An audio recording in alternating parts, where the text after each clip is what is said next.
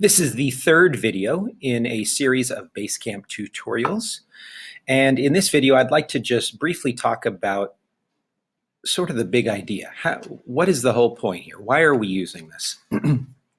And I think that will become hopefully a little bit more clear as we dig into a particular team or project. And quickly, the difference between a team and a project. Really, there is no difference in terms of Basecamp. If you click into any one of these, they look exactly the same, or almost exactly the same. You may have removed some items from each space. For example, if we look at elements 6 and 8, there are 5 of these individual items on that space. Element 7 only has 4. So again, you have the control that you can add or remove some of those things. So in that sense, they could be a little bit different. But let's just look at this project as an example, because it's one that I'm a part of. So hopefully it will serve as an example for how we might be using these both individually and collectively. One quick thing, as I said, there's not really a difference from Basecamp's perspective between projects and teams. They're just different categories.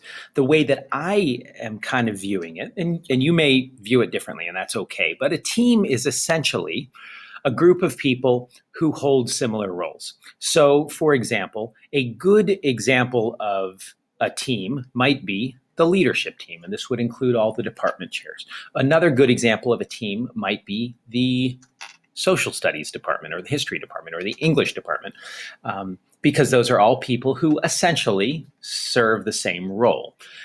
And maybe they get together and work through certain things, through their PLC time or just whatever tasks or general kind of meetings they might have. You might include or build a team, a Basecamp team around that to allow for the organization of communication and resources.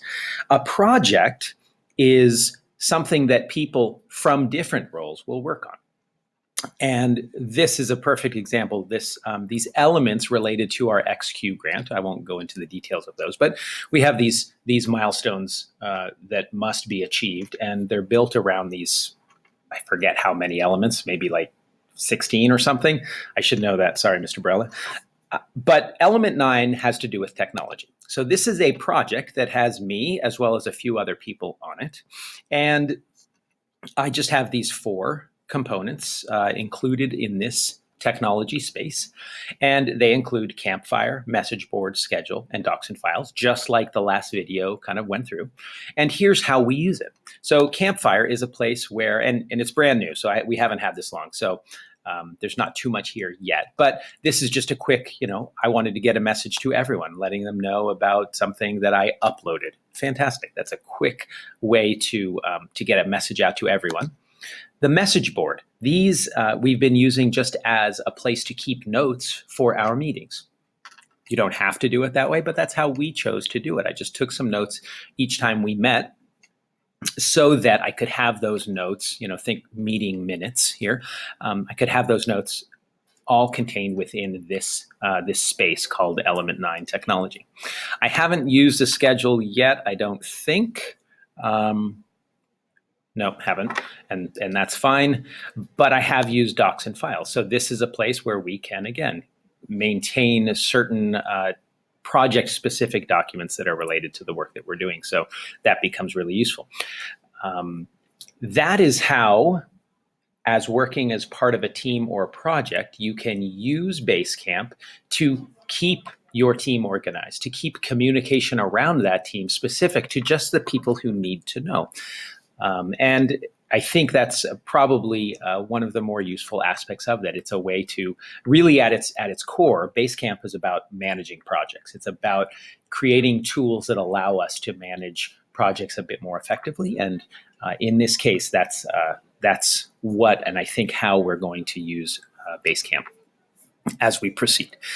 I think Oh, there goes the bell. I guess I'm out of time. I think I will stop this one now. And in the next video, I'll talk about each of these items along the top because they are useful and I don't want to run out of time. I'm only allowed 10 minutes on this free version of Screencastify. And though I'm not necessarily the chattiest guy in the world, once you get me talking, it's hard to shut me up, as my students will gladly attest. So I'm going to stop this one and then we'll start the next one about those top menu bars.